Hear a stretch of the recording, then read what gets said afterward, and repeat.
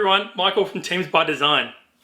We've just recently launched our after-hour phone service. What that means for you is we can now answer your phone calls from 5 p.m. Monday through Friday and all day Saturday and Sunday. We can help you with inquiries such as property inquiry, leasing inquiry, maintenance support, and new business inquiries. So please make sure you head to teamsbydesign.com, leave your information, we'll arrange a Zoom and catch up and show you how we can help you through this. Hi everyone, Darren Hunter here from Inspired Growth Training, and this is the PM Power Podcast Show. You can dial in, subscribe on Spotify, Podbean, or on the iTunes podcast. Of course, we do have the video interview, which you are watching too, and we have a very, very special lady today, Julie Collins, who hands-on property manager expert extraordinaire from Altitude Real Estate in Central Coast, because you recently Lake Macquarie. Julie, Lake Macquarie. Sorry, I apologize. But Julie, you've got an amazing level of property management experience. We call you the general. You know, you're very well loved in the IGT Inner Circle. If you're not part of the IGT Inner Circle, just go to our Facebook page, IGT Inspired Growth Training. And then join group. There are 3 questions you need to answer and come and be part of our community. But Julie, we're talking about something today, which is something that, you know, is an interesting topic, dealing with difficult owners and bad business. And Julie, we did a webinar recently for our IGT exclusive members where we really got into this and some really good numbers. But just before we get started, let's just talk about this, because I know that when it comes to property managers resigning, if you interview every one of them, mostly in nearly all cases, they're going to cite burnout. They're going to cite, I've had enough, disillusioned, and always dealing with difficult owners comes up in the conversation. So this is the property manager killer that we're talking about today. 100%. So it's a very serious topic that we have to talk about. And the reason, one of the biggest reasons, there's a lot of reasons why there's a massive turnover in our industry, but this is one of the big ones. So let's just define, and I just want to run through what a difficult owner is. And this is the 7-part criteria that I give, and you've actually got an 8th one, which I'd like you to give in a minute. But the number 1 criteria, if we can just say what a difficult owner is, number 1 criteria is they just seem to be unreasonable and over demanding. They just cannot seem to be satisfied. You know, you work really hard, you call them up with good news, they dump on you emotionally, they make you feel bad, and they just make you feel like you're walking on eggshells all the time, or they can control you, or even in worse situations, they can bully you. The next one that we have problems with is they take up a lot of our time. So if we've got a simple 5-minute phone call to make, you know, to an A or B grade client, well, this C-class property owner, you know, could be on the phone half an hour. We get off the phone, this person does my head in, you know, we feel really bad. They just have all these frivolous and vexatious requests, and you know, they just like, where did this person get this time to send me this 5-page love letter email? And life out of you. They suck you dry. They suck your energy. Absolutely. The next criteria, whatever the rent is, they just want more. They want unreasonable rents, which means the property is now going to remain vacant, or even worse, it attracts the desperates that we don't want anyway.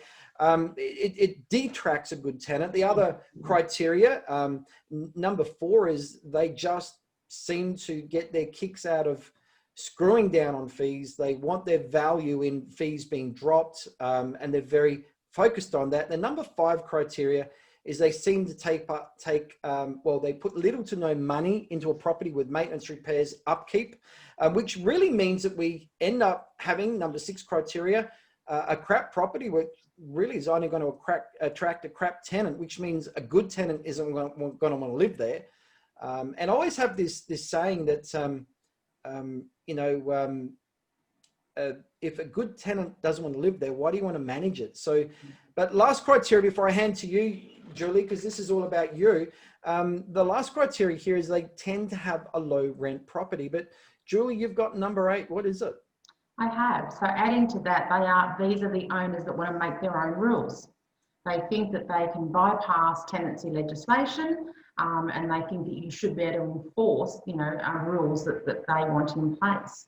And it just goes with the whole criteria that we've just talked about with all of the other things. So realistically, these people shouldn't be investors, but they are out there in the industry. So for us, it's all about learning and being empowered to deal with them, because otherwise, just what you said, they suck the life out of really good property managers or people that have the potential to be good property managers, and they just decide too hard, don't want to do it. So a good friend of mine, Kevin, runs an agency here in Adelaide, and he made a good comment to me once. He said, Darren, this is how we work. We value, in property management, we value tenants that pay the rent on time. We value tenants that look after a property. We value owners that repair a property. We value owners that accept reasonable fair wear and tear. We value owners that look at it from a business transaction and not an emotional transaction. These are all the sort of things that we value. And if we have relationship with owners that don't have those same values, that's when we have conflict. And so we've got to only take on owners that have the same values as us. Because realistically, they don't have any respect for you. Correct. Or the tenant. Yeah. Because this is all about not just us and the owners, it's about the tenant as well, because they're our partners in the property management process. Absolutely. Yeah. So Julie, let's talk about owners, and let's firstly talk about proactive strategies, because I'm a real believer we've got to avoid these owners. I think the more years that we have in property management, the more that we have to avoid these types of owners, because I have a very famous saying that a C-class property owner is like a packet of cigarettes and they take years off your life. So with that in mind, Julie, what are some things that before any management agreement is signed, where the owner is still a prospective client, what are some warning signs that we could be looking out for so we can avoid this type of client in the first place if we can? Absolutely. So pretty much just to go recaps what you were just talking about. So whether that's a property manager that's signing on new business or whether it's a business development manager, these people need to be really well versed in the types of clients that we're looking for and the telltale signs to look out for. Because if at that stage when you're meeting someone or you're trying to onboard them as a new client, if they're already telling you, well, this is how it should be done, and they don't want to do this, and they're challenging your fees to the point of it's just absolutely ridiculous. Well, those traits are not going to change. It's a little bit like a bad relationship, and people think if they sign a marriage certificate, it's all going to get better. Well, once you sign the agency agreement, it's not going to get any better. It just keeps going. So the marriage is being signed. So yes, it is a long-term relationship, and I think it's like an interview. In an interview, people are on their best behavior. That owner is actually on their best behavior, and if you're already seeing cracks, it's all downhill from here. That's exactly right. If they're not taking on board the things that you're telling them, they're not respecting your professional advice, particularly on those things that are not negotiables and have to be done, like compliances and things like that. It's the warning signs are there, the red flags. And I only had one here approximately 2 weeks ago. This woman just kept talking over the top of me, telling me exactly how it was going to be. Not sure what is in the other states, but here in New South Wales, charging tenants for a lease prep fee was abolished about 10 years or so ago, and she was arguing with me on the phone that she's not paying it and that she wants a clause put in the lease for the tenant to pay that. So look, that conversation was ended very professionally with, what I'm going to do is pop you through an email with all of our information. Have a really good read over that, because from our conversation today, I actually don't think we're the right agency for you, and that was my nice way of saying, I don't want your business. And we have to be able to say that. I think we get so fixated on winning the business, but there's that old saying, not all businesses is good business, but we tend to forget it quite easily. But it takes how many years experience to know that when you said, I'm sorry, but we're not the agency for you, how many years did it take for you to realize that you know exactly what you're now avoiding?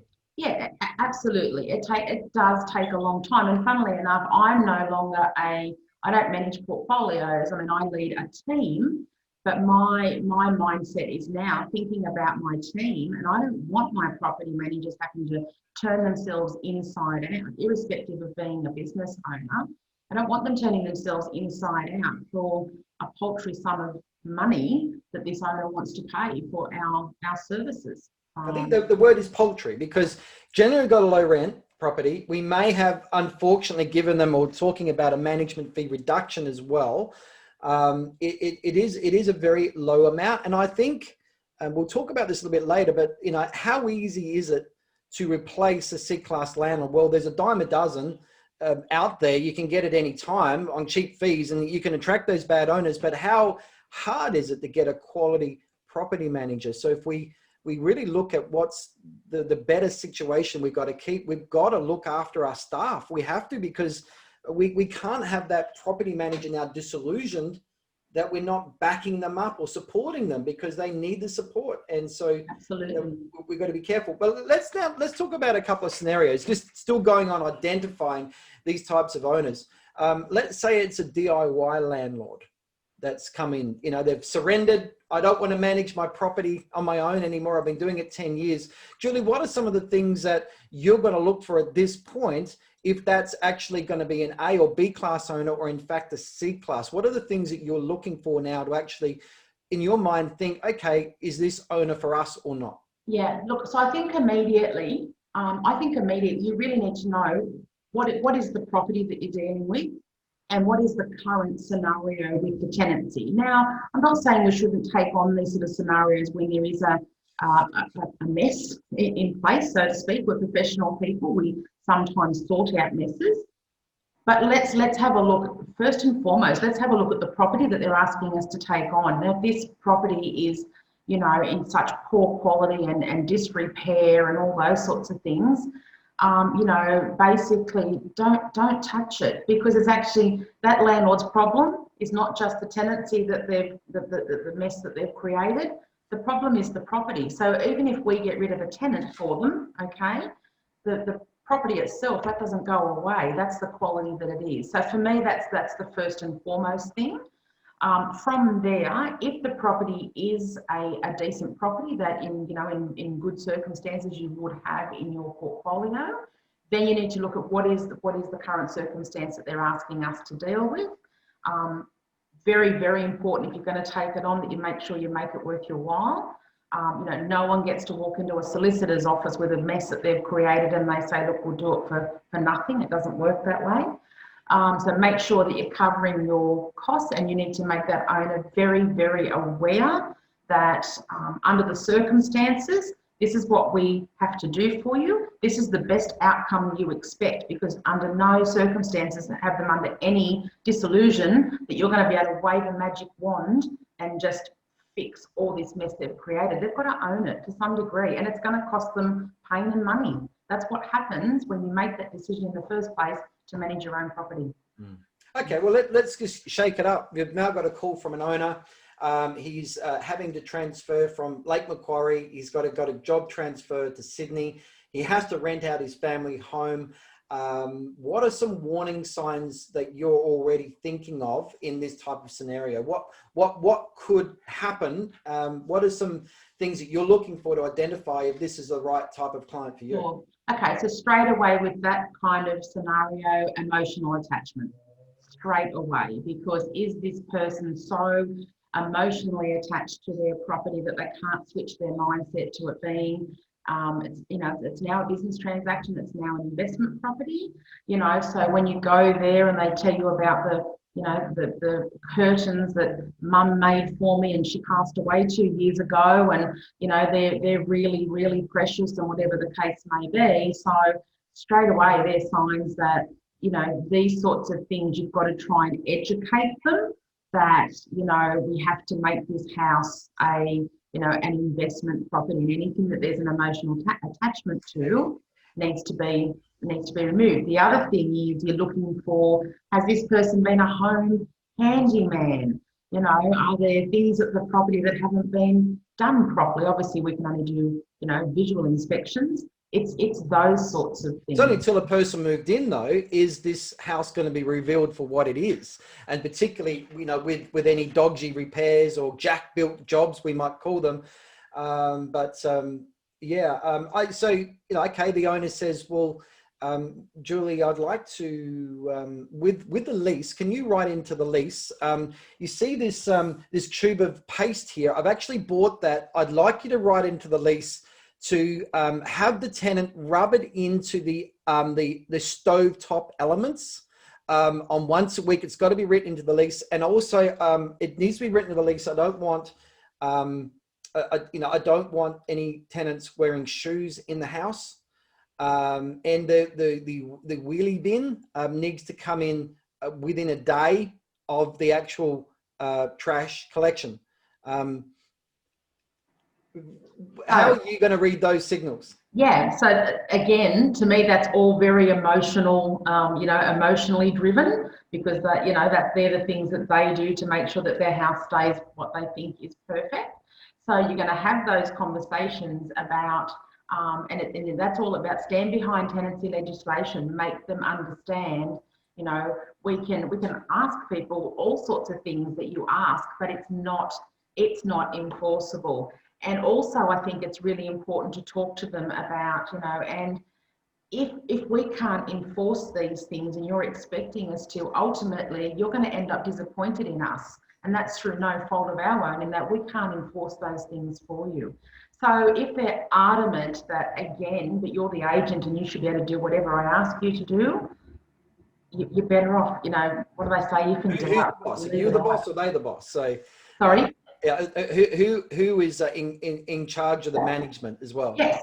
And You are the agent. Absolutely. So if you've got telltale signs that you think, gosh, this is going to be really hard work, this is going to be, this owner's going to be a pain, and you're already doubting how on earth you're going to keep this person happy, times it by 10, because that's the path that you're heading down. I think you brought it up. You see, it takes years and years and years for you to go, hang on, I'm not feeling good. I shouldn't be taking this on. But so many people go, we've got to get the business. We've got to sign it up, that this owner, and yes, Mr. Owner, we understand you're going to move away for a couple of years. And look, I know that it's probably, not a good idea. Well, actually, let's throw this one at you, Julie. The owner is moving away for 2 years. And Julie, we got the cutlery, crockery, merch, we got the sheets, we got, all of that, fully furnished house. Can you please manage it? No, you're shaking your head. No, why? If you have a niche product in your department that takes care of furnished properties, happy days. Go Airbnb, or you're right. So it's taken you. Here's the point. It's taken many, many, many, many years for Julie to be able to shake her head no. It's taken pain, it's taken mistakes, it's taken all sorts of issues. And let's talk about another mistake of signing up one of those owners who's become an accidental landlord, and they come back 2 years later, and we've actually got a C-class landlord. Can you tell me a story, Julie, of what happened the owner came back? What happened? Oh, look, I think we've all had them, just from a generic point of view, the owner comes back and, where the tenants had their lounge or the tenants had their bed and the furniture imprints are in the carpet, for example, and they're screaming about, damage. I mean, those sorts of things are not damage. We all know that, the owner goes to war on us. And I've had, owners that have got upset over what is very easily fair wear and tear on the walls, little marks, and they insist the whole place is going to get painted. I've had flywire doors with that real floppy plastic flywire, not the proper mesh steel stuff, but that clearly fair wear and tear. It's because it's rubbed against the grill. He wants that replaced. Again, we've got to pay for paint. There's cobwebs on the outside of the house. Someone put their cup of coffee on top of the hot water service. So it's just unreasonable expectations. And I guess as property managers, we really do need to be running through right expectations at the start. And if we not, what are some of the questions that we could ask, Julie, right at the start, where we can decide if this is bad business or not? What are some of the questions? You know what? Ask outright. Have you been a landlord before? and how did that go for you? If they start telling you about, oh, you know, it was dreadful, we come back and, you know, the tenant had a dog kennel in the backyard and there was a square of grass that had died off, but it's okay, we fixed that, we claimed their bond, you know. Any of those sorts of things are telltale signs. Ask people what are their expectations, you know, get them talking, because, you know, you'll get that information from them. Like I guess, like you said, perhaps it is experience that makes you flag these things, but I think we all have gut instincts, you know, and you need to follow them. Like I said before, if there are things that are concerning you, you've already got a sense of these people are going to be really hard. Gosh, you know, like I said, times it by 10, because that's the trail you're heading down. But I think on that note, you know, if those telltale signs or them flags don't come about at that point in time, and you do, you know, end up with that owner, you know, in your portfolio, or these things do go wrong, and I guess perhaps a lot of property managers, you know, that listen to this podcast, it might be those things they're thinking of. Okay, sometimes we do manage to avoid those issues, but what happens when these people do end up in our departments? Where do you go from there? And I guess that comes into what we were talking about with all this burnout with, you know, with property managers that we see all the time. And it's really disappointing. It really is very disappointing. Hi everyone, Michael from Teams by Design. We've just recently launched our after-hour phone service. What that means for you is we can now answer your phone calls from 5 p.m. Monday through Friday and all day Saturday and Sunday. We can help you with inquiries such as property inquiry, leasing inquiry, maintenance support, and new business inquiries. So please make sure you head to teamsbydesign.com, leave your information, we'll arrange a Zoom and catch up and show you how we can help you through this. I think there's a couple of things here before we move and get deeper into this, Julie, because we're still scratching the surface. Yeah. Is we're very good and we understand as property managers the absolute importance of tenant selection. And, you know, that cannot be understated. I mean, no shortcut. The bad tenant selection can cause all sorts of bad things to occur, and we're just going to lose complete control. But that's where this selection criteria finishes, because when it comes to owner and property selection, a lot of offices really just have, well, here's a roof, here's a front door, let's sign it up because we need the business. And this is where we fall into problems, because not all business is good business. We end up with those C-class landlords on board, and over time we end up with a rent roll which is toxic. It's hasn't got air that's fit to breathe. It's not fit for human habitation, and it ends up being like an atmosphere like Mars where everyone's sick. And this is what's created. So we've got to have that property and owner selection. And I think the property, if the owner has had the property for a while, you want to go and have a look at it, because the property represents the mindset of the owner. If the owner doesn't believe in keeping it good, looking after it, putting money into it, it's going to show. You know, and even ask them, when's the last time you visited your property? That's a great question to ask. If they say, oh, I haven't been there for 10 years. Once again, to me, that can be a sign that, okay, this owner might think he's still got a great property to offer, but in actual fact, he hasn't, because he's lost touch with it. There's another aspect as well. What about the ones that they ring up to come across from another agency? Everyone gets excited about the idea of taking a management off another agent. What are you taking? How do you know? Yeah. And so open questions is very important. And open questions, finding out, okay, well, let's just cross the line now. Let's go and cross the line. We've signed the management agreement. And I think, you know, Julie, as much as we'd like to say our experience looks after us, it does, but every now and again, one may creep through. We may take on a C-class landlord that's done well to hide their warning signs. So we've now got a C-class landlord on board. Let's talk about from the maintenance point of view. You wanted to talk about that.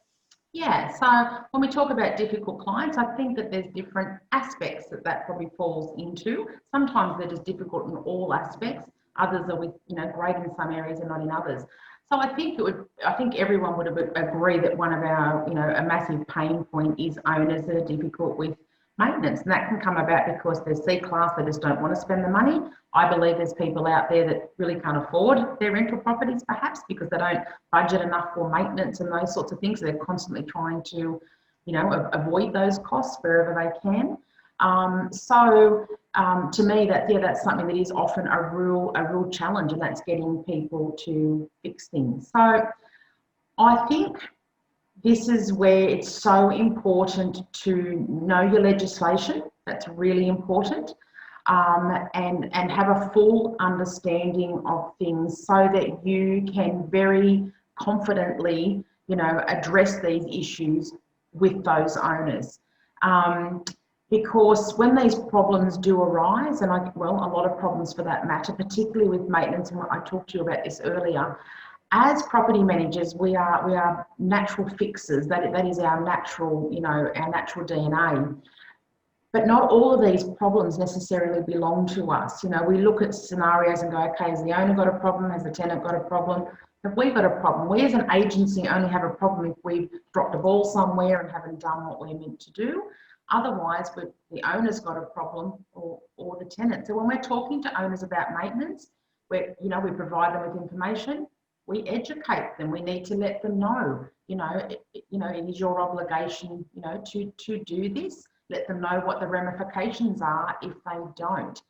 If that landlord flatly refuses and won't carry out maintenance, then you have to determine, is that maintenance absolutely necessary, in the sense that is it maintenance that can cause a safety risk, can become a liability issue, which means that can become a much bigger issue for your agency, or is it one of those things that the onus is flatly refusing? It doesn't mean the tenant can't live in the house anymore. It just means the tenant's not going to be particularly happy. But again, that's where it's really important that your communication goes through to your tenant. I think often we fail to communicate with them and tell them what's going on. So when the owner's not fixing these things that become a screaming match, it's only natural. Who does the tenant scream at? The tenant screams at the agent, thinking that we're the ones that are not taking care of things. Let me tell you a story, and we could go story after story after story of safety risks that have occurred because the owner didn't want to fix it.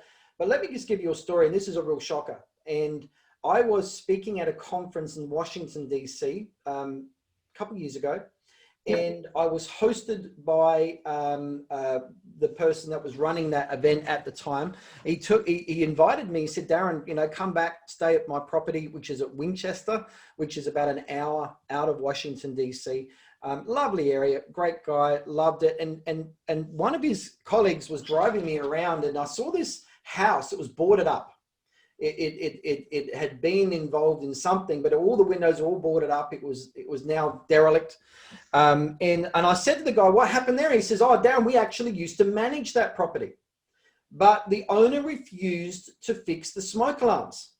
Now, because we not only, we've got to have the smoke alarms working, we can also be prosecuted as an agency if we continue to manage a property like, so it was all sorts of risks.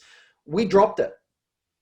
Within 2 weeks, there was a fire and the tenant's child died. Yeah. So, we got to think, shower screens cracked, not being fixed. Smoke alarm. I mean, the smoke alarm is just non-negotiable. It's pretty easy. Owner refuses to fix it. We've got a real issue there. I mean, I think you and I know in these situations, we just go and get the jolly thing fixed anyway, and we just go and charge the owner. It's so sad, too bad in that situation, because we're dealing with people's lives here. But there are situations where the owner simply won't do the repair.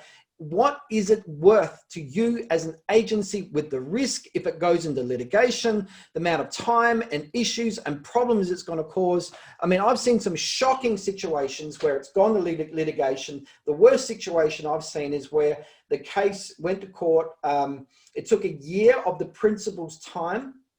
They were no longer able to be a selling principal anymore. This issue where I'm not going to get into it because I've got to identify it, but the issue turned into litigation. The owner was caught up in litigation for a full time for a year, couldn't sell property. And then after that, the civil lawsuits against the agency started. And is it worth taking on a C-class landlord in these types of situations? It's not. With the pitiful fee you get, it's not worth it.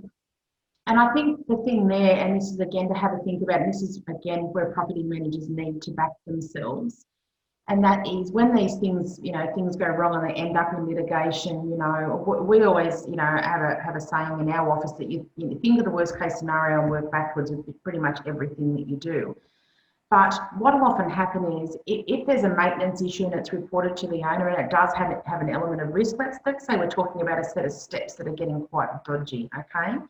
And if you've got an owner that tends to drag the chain and doesn't want to do anything, because PMs are so busy, or they really sort of feel like, oh, I've already told this owner about it, he's not doing anything. And I guess it almost becomes a little bit of you feel a bit intimidated because you don't want to keep hounding this landlord about this issue that you truly believe should be attended to.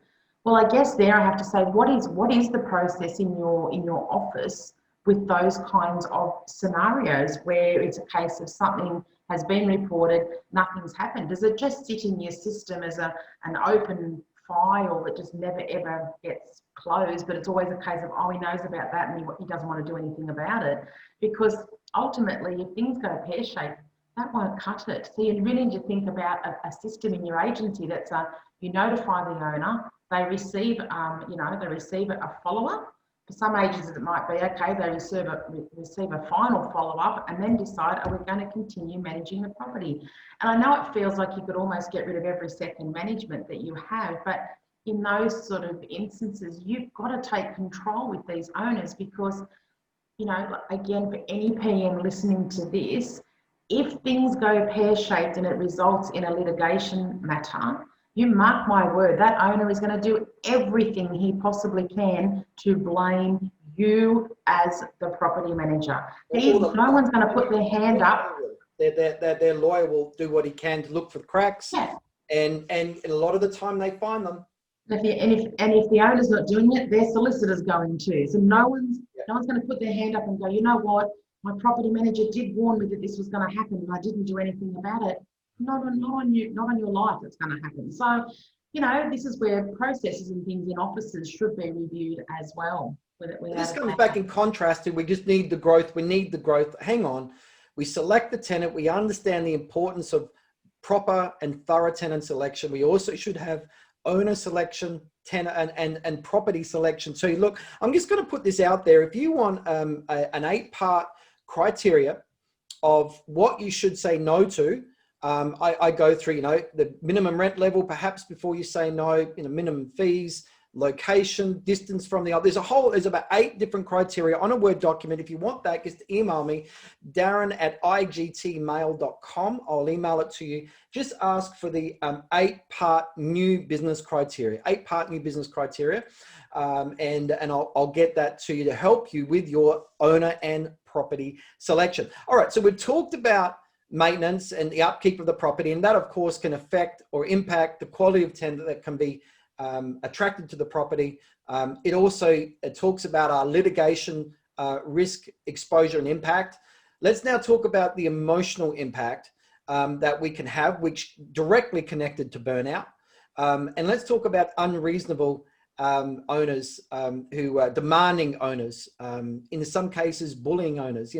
Why is it important that we've got to also deal with this issue, and what's the best ways of dealing with it? Yeah, so again, when we just in general, if we've got an unreasonable client, and that can be either it's throughout the tenancy or it's at the end of the tenancy.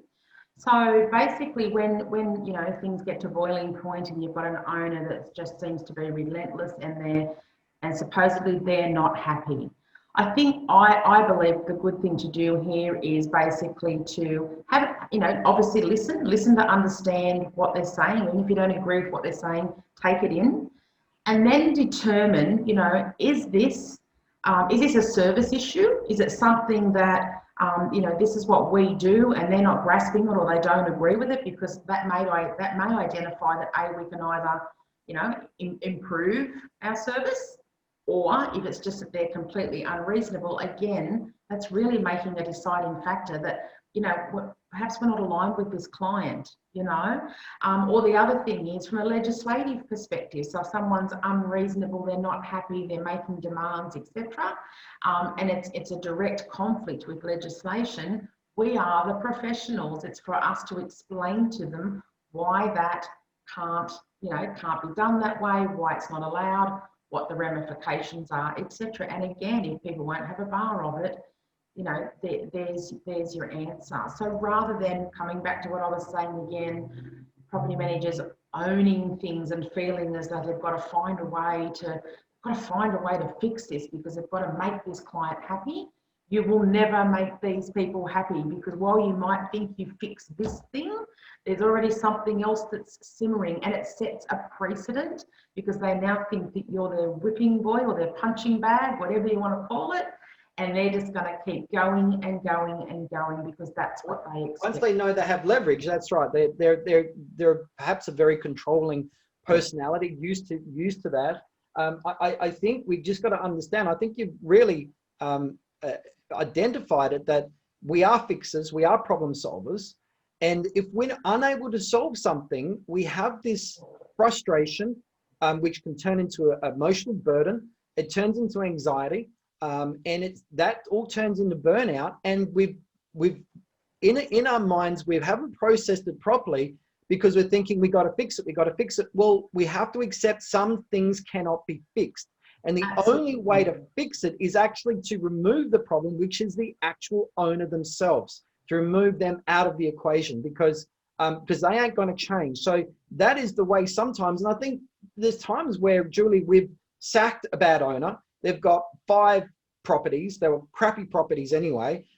How much better was everything in life was better when we said goodbye to them. It was just a shout of victory. It was a party. It was a sense of relief, and the air just became clear.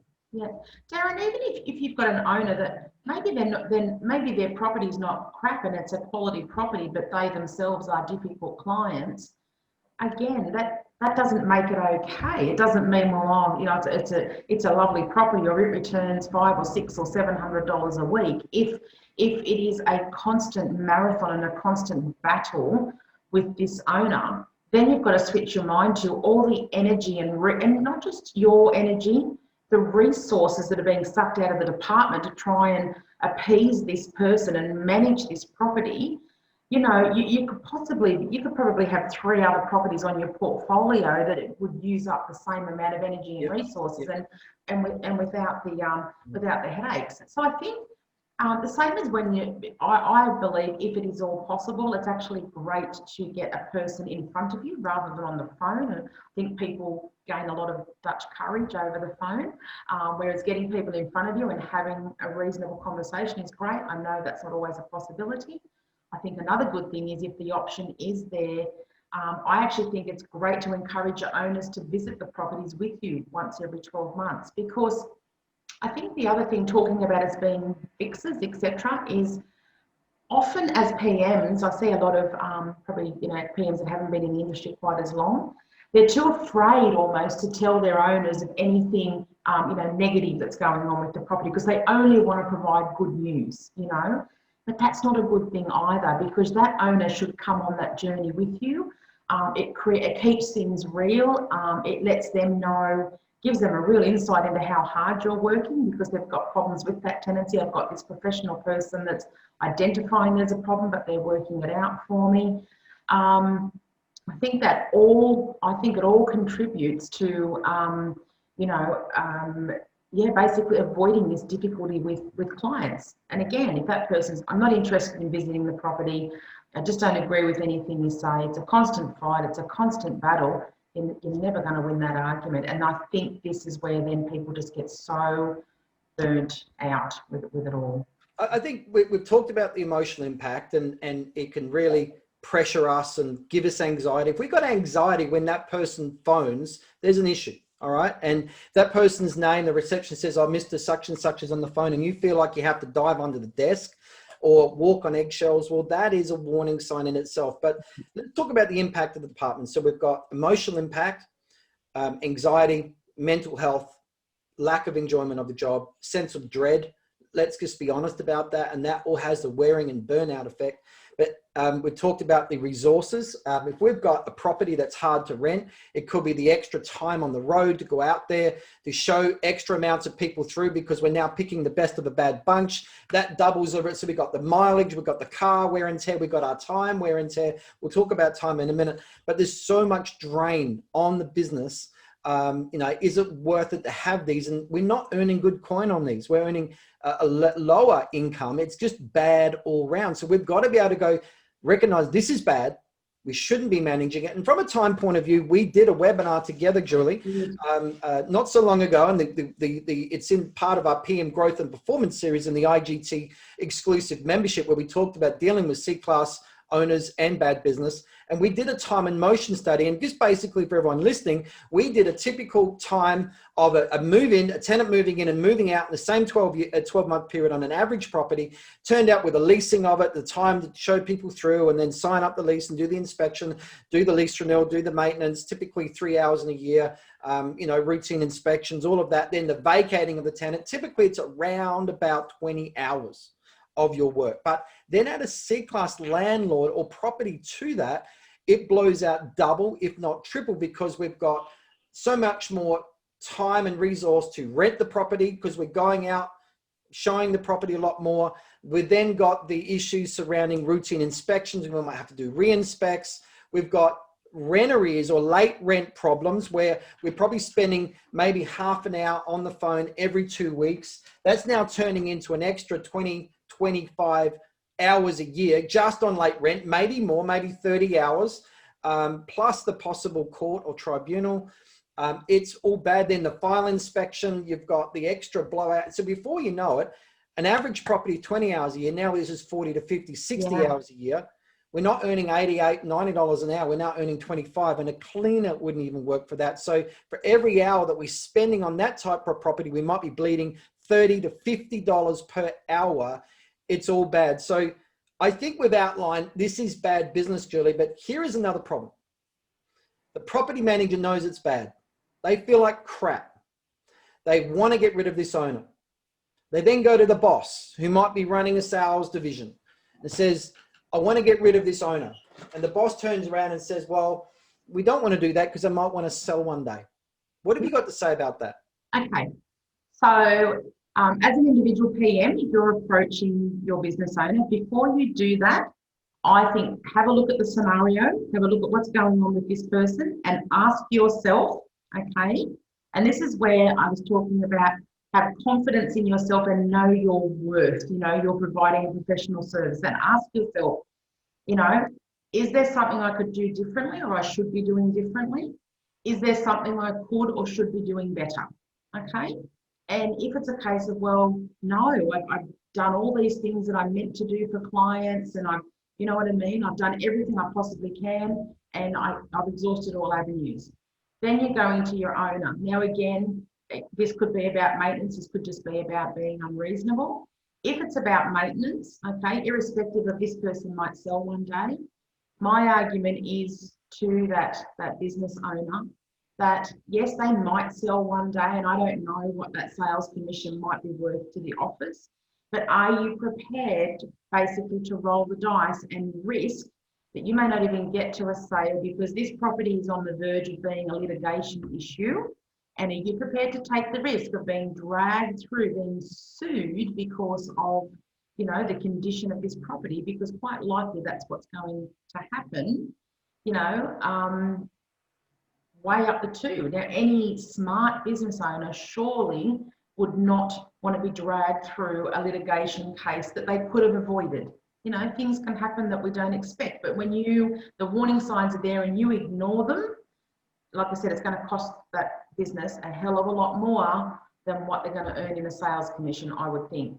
From a person being unreasonable, sucking the life out of us, what we were talking about, what should be a 20-hour process is perhaps a 40 or a 50.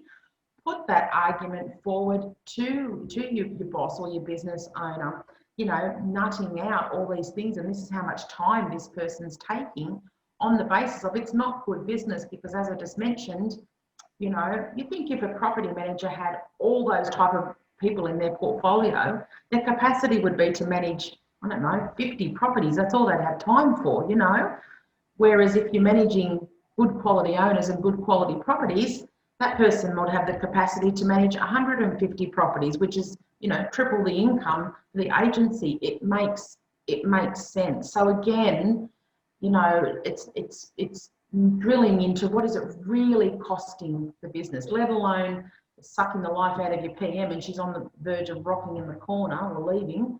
What's it costing the business? And in just about all cases, we could easily do a time and motion study and show the company is bleeding money, losing money. The company is funding that particular premises, which means we get rid of it. The company is now making money or saving money. So moving on, I think also we need to say that if the owner says, well, they might want to sell one day. Well, a C-class property owner means they're going to be a C-class seller as well. They're going to screw you down in your commission. It's all going to be a bad deal all round. There's nothing that's going, there's nothing to be lost except the potential of losing a good property manager. And that's the worst thing that can happen to the agency than losing a C-class owner, is actually losing a quality property manager, because the boss isn't going to back them up. The property manager wants to know that the business owner has their back. And so business owners listening to this, you've got to listen to your people. And I did a podcast with Greg Pearson just recently where we talked about dealing with stress and property manager burnout. And he said, look, if my property managers come to me with a C-class landlord, say, yeah, we can get rid of them, but you've got to go get me 2 quality properties first, and then we'll get rid of them. So I thought that's really good too, is that have some growth goals to get rid of bad owners. Yeah, and I also, as I mentioned before, it's like you don't just do that on a whim. Oh, I'm sick of this person, let's boot them out the door. Like I said, look at do an analogy on what they're actually, what income are we getting off this property, and what are they really costing us with the hours we're putting in. And like I just said, have a real honest moment with yourself. Am I servicing this, the best that I can and doing everything I could and should for this client? And if they're all yeses, well, that's the answer. It's just not worth it. Julie, every time I've done an expense analysis as a business consultant, and I've worked out what it actually costs, the expenses that cost to manage a property, every time I've done it, I've always come up with a figure of $1,500. Yep. It's Australian currency, $1,500 per year per property to actually manage it. That's all the costs, salaries, rents, insurances, car running costs, electricity, everything. About 50, it always comes to 1,500. So if you're earning less than that, why are you managing it? My goodness. You're working for free. We shouldn't even be managing at 1,500 or 1,600, or it should be a lot more than that. So let's just move on. Okay, so now we're ready to get rid of them. All right. What are some of the property managers struggle? What am I going to say? What am I going to put in the letter? How am I going to exit this owner? They're going to go crazy. Well, what is some advice, Julie, you can give about exiting that type of owner from the business? Yeah. So look, it's never going to be a pleasant conversation, I guess, because ultimately, you're breaking up with them. Mind you, if someone has decided that that they're not happy with you, even though it's unjustified, perhaps they're going to take it okay. But I do honestly think you just go along those lines of talking about basically the policies and standards that you have in place, and ultimately you respect that it's their property and they do get to make their own decisions, but it's actually not aligned with the services that you can offer. So what's become apparent is that we're no longer the agency for you, or our agency is not aligned with what you're wanting from us or what we're needing from you. And I don't think there's any sugar-coated way to do it other than just being polite. I mean, they're not going to be thrilled about it. That's inevitable. But you know what? You will feel so damn good to hand that file over. That's basically. That's what you've got to think about. And again, as I just said, you can't fix them all. No. And you've got to know your worth. To part ways. You've got to know your worth, and you've got to know that you don't need to be managing these people's property. And that's our attitude. We've got to have that. We can't pander after them. And I think sometimes with these types of owners, they may bully us as well. and the bullying and the control, and sometimes a simple conversation along the lines of, look, Mr. Smith, we've been managing your property now for 2 years, and in that time, I've just come to the conclusion there's nothing we can do that's going to service you at the levels that you require. I think you need to seriously look at what your options are. Mm-hmm. You might need to consider looking for another agent. And I've had those conversations. Suddenly, the owner realizes they haven't got the control. They then pull their head in and they go from a C-class owner to a B-class. And now we've got something that's doable, and they're no longer bullying, they're polite. They now realize this is a two-way street, not a one-way street. And that has been a solution too. But another solution can be, as long as it's not from a maintenance perspective, when there's litigation risks and things, I definitely wouldn't go down this path. Yeah. But from an unreasonable perspective and taking up a lot of time, start actually, tracking the time and effort that you're spending on this property and this person on the phone and all the running around that you're doing for them over, even if it's a 3-month period. So then you actually can go to them and say, we've actually done a cost analysis on your property and your fees this amount, and we understand that you want this additional, time and resources from us, and that's not a problem at all. However, we're going to have to review the fee structure, and we now need to, put this fee structure in place. And if they agree to pay it, make it worth your while. They stay and pay it. It's all. And if they agree to pay it, happy days. Yep. Pretty good chance they're going to say no. So therefore, okay, well, where would you like me to send your file? Those words are liberating. Where would you like me to send your file? I agree. And I know of agencies that have wound up management fees double and the client paid. Yeah. And I think when it comes to increasing fees too, because as you know, I'm a fee max, I do a lot of fee maximization. If you've gone and said, okay, we're going to increase that owner's fees, that means you're happy for them to stay if they pay more. Some people don't even deserve to stay and pay more. Some people just need to go, and you need to work out who those people are. And that's what I was getting at. Don't do that as an avenue thinking you're going to push someone out if you know that you don't want to manage the property, because it could backfire on you. And particularly, like I said, anyone where it's a maintenance issue and there's litigation risks and things, don't use that method, because ultimately it doesn't matter how much they pay, you don't want that property. It's going to bring you a world of pain at some stage. It's not if, it's when. Yeah, I agree. Julie, a lot of good wisdom there. Well done. This has been a great discussion. Thank you so much on talking about difficult owners. And of course, we love our property managers out there. But Julie, if anyone wants to contact you, what's the best way to get hold of you if they want to? Sure.